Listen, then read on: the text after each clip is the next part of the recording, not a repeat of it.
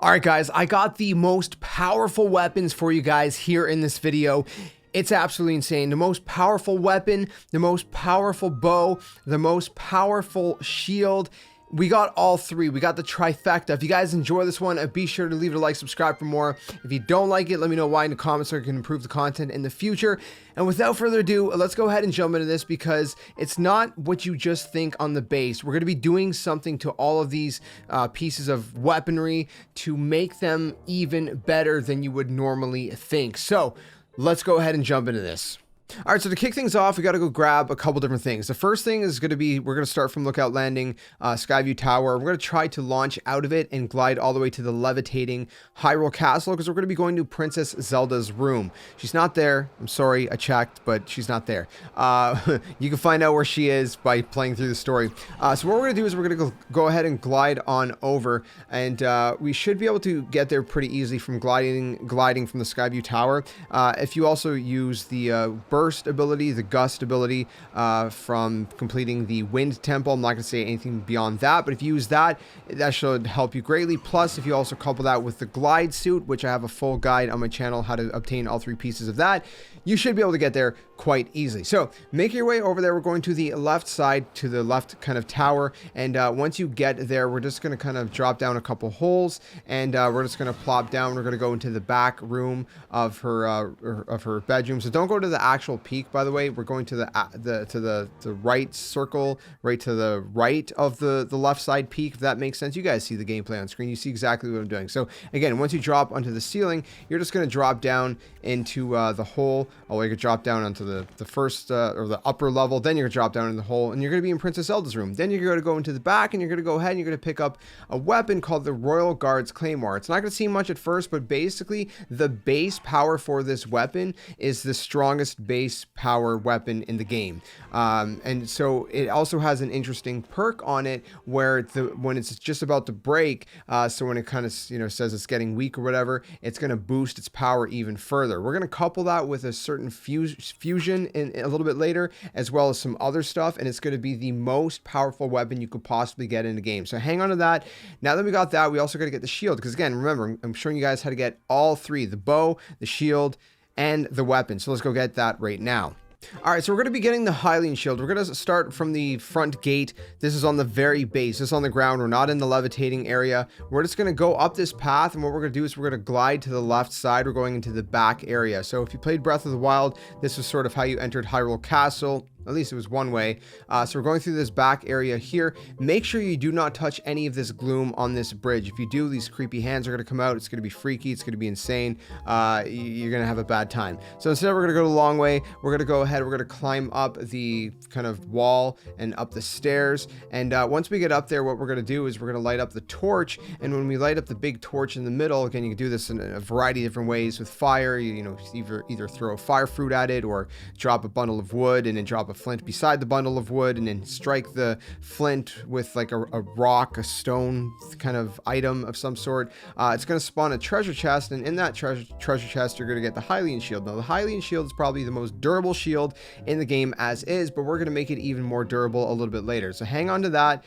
Make sure you got that settled, and we'll continue this whole thing. Now, what we're going to want to do for the next part is go into the depths. We're going to be fighting multiple Lynels. We're going to be going into the depths from the Great Plateau area, the Great North Chasm. We're going to be making our way under the Colosseum. So right under the real Colosseum, there's a Colosseum in the depths. So I'll show you guys exactly the path to take. Now, in terms of defeating the Lynels, I was still pretty early on in the game.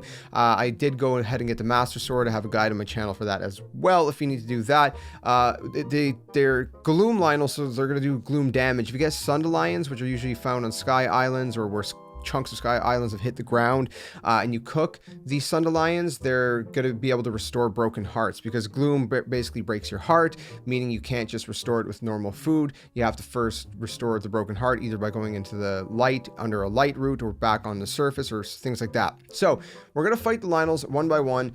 There's Lynels on the surface. It's just there's multiple here, and I found it the best way personally, but if you find Lynels on the surface that suffice, perfect. We're specifically trying to go for a silver Lynel in this fight. Now, at the end of this fight, you're also going to get Majora's Mask. In my Majora's Mask video, if you guys check that one out, I walk you through the entirety of this fight and how I personally went through it and how I managed to defeat every single Lynel. So if you do want to check that out, I'm not going to show you the entire fight. I'm going to show you just snippets for the sake of time. I'm not showing you the whole thing. Now, the first Lynel is going to drop some stuff. It's not the stuff we're looking for, but it is stuff you can use to fuse and whatever else to fight the next Lynel and so on and so forth. It's also going to drop a Lynel bow. It's not the bow we're looking for yet. This one's going to be a lower level, but the Lynel bows typically shoot 3 arrows at a time, which is really, really nice. It's 3 for the price of 1, so it doesn't use up 3 arrows, just uses 1.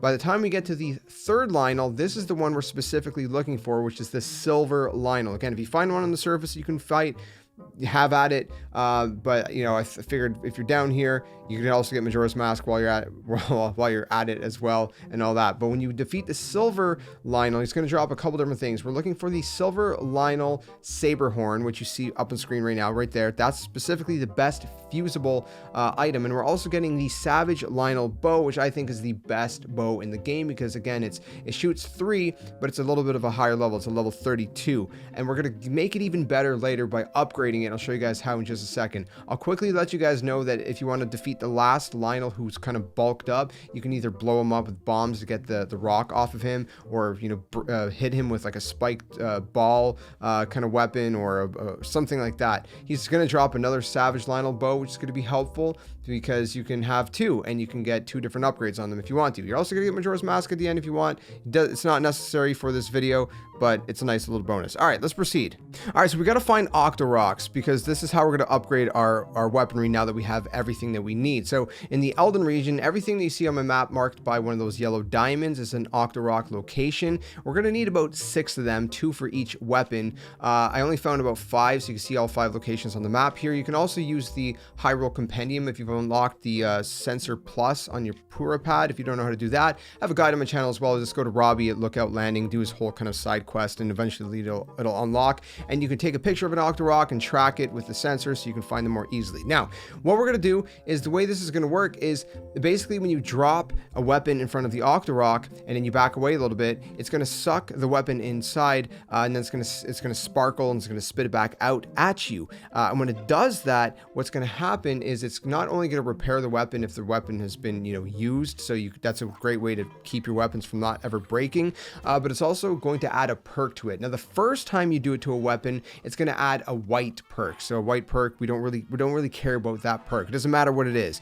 But if you bring that weapon to a second Octorok, and you can't do it twice at the same Octorok. So once you've done it to one Octorok, you can just kill him, and he'll respawn at the next Blood Moon. And then we're going to bring it to a second location, and we're looking for a gold upgrade. So the second time you upgrade your weapon, once it already has a white upgrade on it, it's going to give it a gold perk, and the gold perks are the best perks that we're looking for. So a white perk, for example, for the shield can be like durability up, but when you get a gold perk, it can be durability up plus, which makes it even more durable, just for an example, right? Or for weapons, it can be attack plus 3 or 4 or whatever for the white ones, and then for the gold ones, it could be like attack plus 7 through 10, 10 being the best one. So you get the gist of it. Okay, now I'll walk you through every single perk that you're going to want to get for each weapon.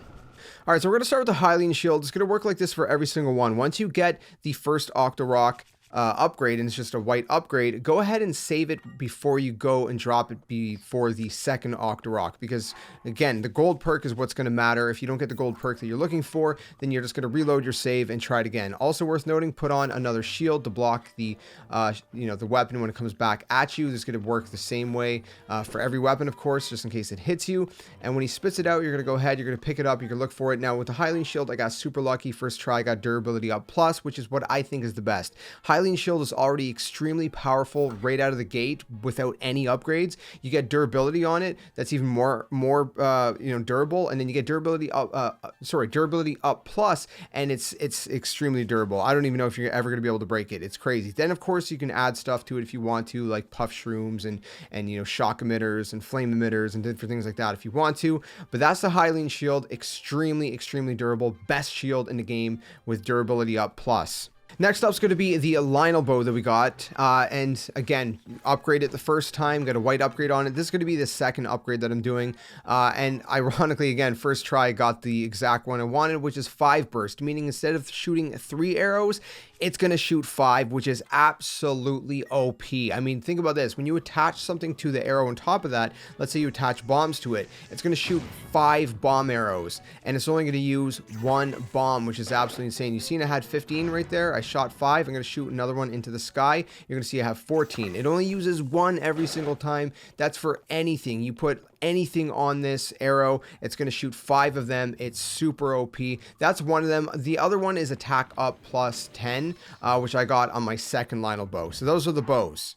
All right, now for the most powerful weapon in the game, we're going to use our Royal Guard's Claymore. We're going to do it the first time, right? We're going to get our white upgrade. Doesn't matter what it is. Okay, keep that in mind. Doesn't matter what it is. Go ahead, kill the Octoroks. They're going to respawn at the next blood moon. We're going to go ahead, grab its stuff. Doesn't really, you don't need it, but you should take it. Going to bring the Royal Guard's Claymore to the second Octorok, and we're going to be looking for a specific perk. This one took me quite a few tries, but what we're looking for is attack up plus 10. It is the highest buff for attack up you can get. That's going to boost it by 10. Brought it from 32 to 42. We're going to boost it even higher. We're going to drop one of our Lynel saber horns, or silver Lynel saber horns down. We're going to infuse, fuse the saber horn to our Royal Guard Claymore. That's going to bring it up to 97. You're probably wondering, well, is that it? Well, no, we're going to go ahead, we're going to damage it a bit, because keep in mind, right, there's that little perk thing where once it's kind of damaged a bunch and it says it's about to break or it's badly damaged, then it becomes more powerful. How much more powerful? Well, look at this.